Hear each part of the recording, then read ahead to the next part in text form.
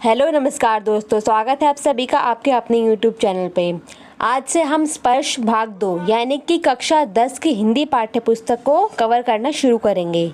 आपकी जानकारी के लिए बता दूं कि इससे पहले हम स्पर्श भाग 1 में जितने कवि और लेखक लगे हैं उन्हें हम कवर कर चुके हैं। तो आज से इस नई सीरीज़ के रूप में हम स्पर्श भाग 2 को शुरू कर रहे हैं। अगर आप DSSB, TGT, PGT, PRT किसी की भी तैयारी कर रहे हैं और हिंदी साहित्य उसमें पूछा जाता है तो NCERT की ये पुस्तकें आपके लिए रामबाण सिद्ध होने वाली हैं, क्योंकि आजकल सभी एग्ज़ाम्स में NCERT से इम्पॉर्टेंट तथ्य पूछे जाते हैं। तो इसीलिए हमें इन सभी कवि और लेखकों को पढ़ना और उनकी रचनाओं को जानना बहुत ज़रूरी है। तो आज से हम जो पहला चैप्टर करेंगे वो दिया हुआ है कबीर के बारे में। तो यहाँ कबीर के दोहे लगे हुए हैं, दोहे आप ज़रूर पढ़िएगा। लेकिन अभी हम जो कबीर के व्यक्तित्व और उनके जीवन के बारे में, उनकी रचनाओं के बारे में तथ्यात्मक जानकारी दी गई है उसे हम जान लेते हैं, क्योंकि एग्ज़ाम में हमारे लिए ये बहुत ज़्यादा इम्पॉर्टेंट रहने वाली है। इस पुस्तक की शुरुआत में एक महत्वपूर्ण कथन दिया गया है जो अज्ञे जी का है। तो पद्य खंड में इसकी शुरुआत में जो ये कथन है ये भी एग्जाम में पूछा जा सकता है, इसीलिए हमें इसे भी कवर करना ज़रूरी है। प्रयोगवाद तार सप्तक के जनक अज्ञे जी का महत्वपूर्ण कथन है, एक राष्ट्रीय अस्मिता और राष्ट्रीय चरित्र का विकास भाषा के साथ अभिन्न रूप से जुड़ा होता है। भाषा को कोई गढ़ता नहीं, वह तो हवा पानी की तरह सहज भाव से बह सकती है। तो भाषा के संदर्भ में अज्ञे जी का ये कथन बहुत महत्वपूर्ण है। ऐसा एग्जाम में पूछा जा सकता है कि भाषा को कोई गढ़ता नहीं, वह तो हवा पानी की तरह सहज भाव से बह सकती है, यह कथन किसका है? तो आपका राइट आंसर होगा अज्ञे। तो अब अपने मूल विषय पे आते हैं, कबीर जी के बारे में। कबीर जी का जन्म सन 1398 में बताया जाता है और 1518 में इनकी मृत्यु मानी जाती है। इनके बारे में NCERT में लिखा है, कबीर का जन्म 1398 में काशी में हुआ माना जाता है। गुरु रामानंद के शिष्य कबीर ने 120 वर्ष की आयु पाई। जीवन के अंतिम कुछ वर्ष मगहर में बिताए और वहीं चिर निद्रा में लीन हो गए। तो 120 वर्ष की आयु वाले कबीर जी, जिनका जन्म काशी में हुआ और मगहर में इन्होंने अपने अंतिम वर्ष बिताए। तो मगहर और काशी ये दोनों आपको याद रखना है। कबीर का आविर्भाव ऐसे समय में हुआ था जब राजनीतिक, धार्मिक और सामाजिक क्रांतियां अपने चरम पर थीं। कबीर क्रांतादर्शी कवि थे, यानी कि बहुत ही आगे की देखने वाले। तो ऐसे क्रांतादर्शी कवि थे, उनकी कविता में गहरी सामाजिक चेतना प्रकट होती है। उनकी कविता सहज ही मर्म को छू लेती है। एक और धर्म के बाह्य आडंबरों पर उनकी गहरी और तीखी चोट की है, तो दूसरी ओर उन्होंने आत्मा परमात्मा के विरह मिलन के भावपूर्ण गीत गाए हैं। जैसा कि हम सभी जानते हैं कि कबीर एक महान संत कवि हैं, तो एक और तो उन्होंने विभिन्न धार्मिक कुरीतियों, आडंबरों, धर्म के आडंबरों पर बहुत चोट की है, तो दूसरी ओर अपनी धार्मिक भावना को प्रकट करते हुए उन्होंने आत्मा और परमात्मा के विरह मिलन के भी भावपूर्ण गीत लिखे हैं। कबीर शास्त्रीय ज्ञान के अपेक्षा अनुभव ज्ञान को अधिक महत्व देते थे। उनका विश्वास सत्संग में था और वे मानते थे कि ईश्वर एक है, वह अनिर्विकार है, अरूप है। कबीर की भाषा पूर्वी जनपद की भाषा थी। उन्होंने जन चेतना और जन भावनाओं को अपने शब्द और साखियों के माध्यम से जन जन तक पहुंचाया। तो यहाँ NCERT में कबीर जी के बारे में ये तथ्य दिए गए, तो ये तो हमें जान ही लेने हैं। अब इसके अलावा जो और क्वेश्चन एग्जाम में बन सकते हैं, अब उस पर हम डिस्कस कर लेते हैं। डॉक्टर बच्चन सिंह ने लिखा है, हिंदी भक्ति काव्य का प्रथम क्रांतिकारी पुरस्कर्ता कबीर है। तो डॉक्टर बच्चन सिंह का ये कथन हमें याद रखना है।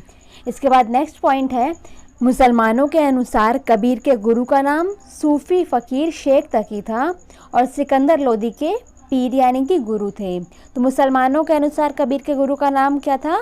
फ़कीर शेख तकी। और बाकी जो हम जानते हैं उनके गुरु का नाम वो है रामानंद। तो ये हमें याद रखना है। इसके बाद है, कबीर की वाणी का संग्रह उनके शिष्य धर्मदास ने बीजक नाम से सन 1464 में किया। तो कबीर के शिष्य कौन है? धर्मदास। ये नाम हमें याद रखना है। इस बीजक ग्रंथ के 3 भाग हैं। इसमें पहला है रामायणी, दूसरा है शबद और तीसरा है साखी।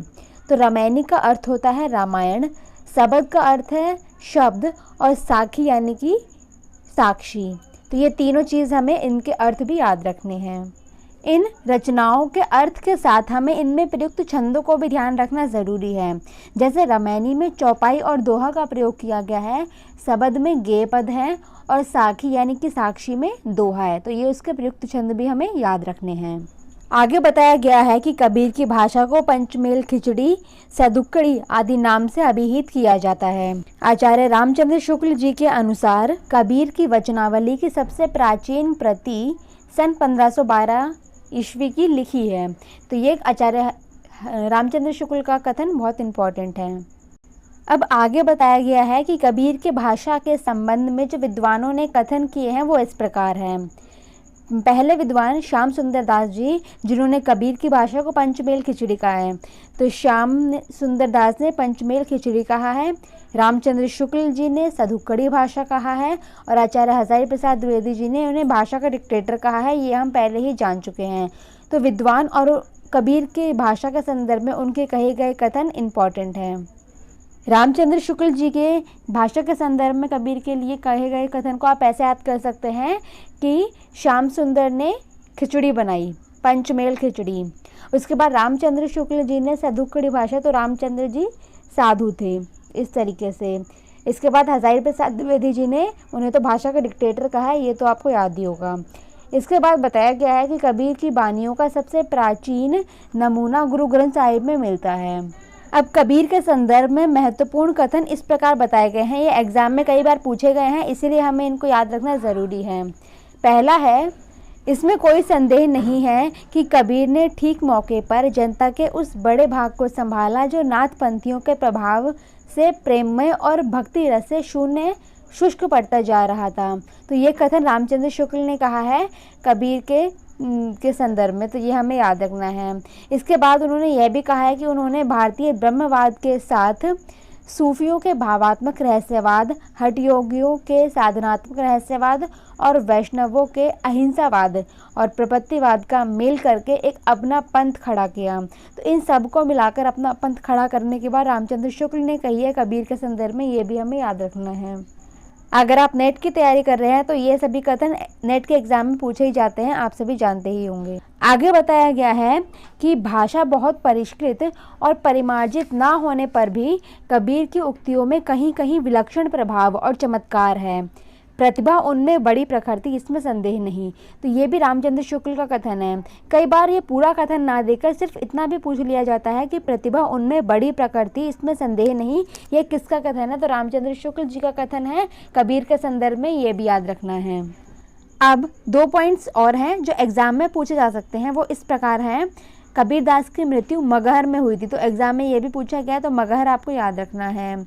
कबीर की पत्नी का नाम लोई था तथा उनके पुत्र पुत्री का नाम कमाल और कमाली था। तो आगे इनके शिष्यों में धर्मदास और कमाल आपको जो मिलेंगे, तो कमाल उनके पुत्र हैं और धर्मदास इनके शिष्य हैं, जिन्होंने इनके ग्रंथ, इनकी जो बाणियों की रचना, इनकी बाणियों का जो संकलन किया, तो वो धर्मदास ने किया। तो इसीलिए आपको धर्मदास और कमाल दोनों को याद रखना है।